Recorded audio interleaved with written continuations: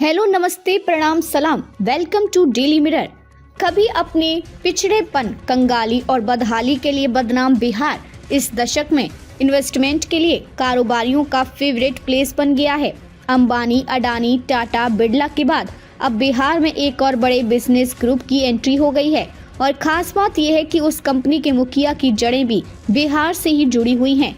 जी हाँ, हम बात कर रहे हैं वेदांता समूह के फाउंडर अनिल अग्रवाल की, जिन्होंने बिहार के लिए सबसे बड़ा ऐलान कर दिया है। हिंदुस्तान लीडरशिप समिट में अनिल अग्रवाल ने बिहार में कारोबार को लेकर अपने विजन का जिक्र किया है। उन्होंने कहा कि वे बिहार में सार्थक कारोबार स्थापित करना चाहती हैं। हिंदुस्तान टाइम्स लीडरशिप समिट में बोलते हुए अनिल अग्रवाल ने कहा कि बिहार में अपार संभावनाएं हैं। इस राज्य में प्राकृतिक रूप से सही माहौल है। इसके अलावा स्किल्ड वर्कफोर्स समेत कई ऐसी पॉजिटिव चीजें हैं जो राज्य में कारोबार स्थापित करने के लिए आकर्षित करती हैं। बता दें कि अनिल अग्रवाल मूल रूप से बिहार के रहने वाले हैं और गौतम अडानी और टाटा ग्रुप जैसे बड़े उद्योग घरानों के लिए बिहार में भारी निवेश के बाद उत्साहित हैं। यही वजह है कि अनिल अग्रवाल ने अब अपनी कंपनी के जरिए बिहार में निवेश करने का फैसला किया है। अब आप ये सोच रहे होंगे कि आखिर अनिल अग्रवाल कौन है और उनकी कंपनी क्या करती है, उनके पास कितना पैसा है। आपकी जानकारी के लिए बता दें कि अनिल अग्रवाल देश में खनन क्षेत्र की सबसे प्रमुख कंपनी वेदांता लिमिटेड के प्रमुख हैं और उनकी कंपनी का नेटवर्क करीब 2 लाख करोड़ रुपए है। वेदांता का एल्यूमिनियम और जस्ता उत्पादन के मामले पूरी दुनिया में रिकॉर्ड है और लंदन स्टॉक एक्सचेंज में लिस्टेड होने वाली यह एकमात्र भारतीय कंपनी है। कंपनी ने बीते शुक्रवार को अपनी सितंबर तिमाही का रिजल्ट घोषित किया। इस दौरान कंपनी को 5,603 करोड़ रुपए का प्रॉफिट हुआ है, जबकि पिछले साल की इसी तिमाही में उसे 915 करोड़ रुपए का घाटा हुआ था। इस दौरान कंपनी का रेवेन्यू पिछले साल की समान तिमाही के मुकाबले 4% घटकर 37,171 करोड़ रुपए रह गया। एक साल पहले यह 38,546 करोड़ रुपए था।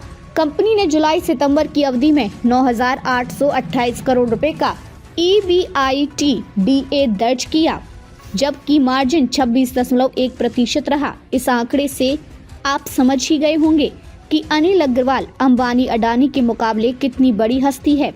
खास बात यह है कि अनिल अग्रवाल बिहार के ही रहने वाले हैं और उनका घर पटना में है।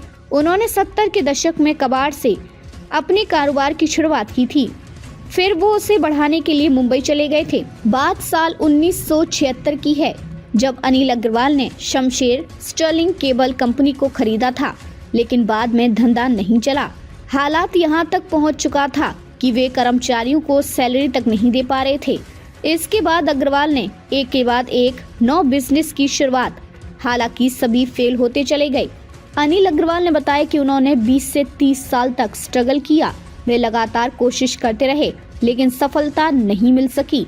अनिल अग्रवाल ने कबाड़ बेचकर अपना कारोबार शुरू किया और माइंस और मेटल के सबसे बड़े कारोबारी में से एक बन गए। कैम्ब्रिज में अपने संबोधन के दौरान अनिल अग्रवाल ने बताया कि अपने पिता के कारोबार के लिए वे स्कूल छोड़ दिया और पुणे और मुंबई आ गए।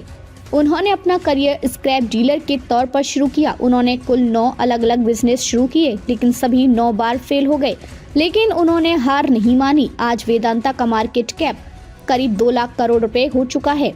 अब मौजूदा समय में एक कार्यक्रम के दौरान अनिल अग्रवाल ने बिहार में निवेश करने की इच्छा जताई है और उन्होंने कहा कि वो सही मौके की तलाश में हैं। अनिल अग्रवाल बिहार में कितना पैसा निवेश करेंगे, इसका आंकड़ा अभी सामने नहीं आया है, लेकिन दावा किया जा रहा है कि उनके द्वारा बिहार में अब तक का सबसे बड़ा इन्वेस्टमेंट होगा और वो 5,000 करोड़ का प्रोजेक्ट लगा सकते हैं।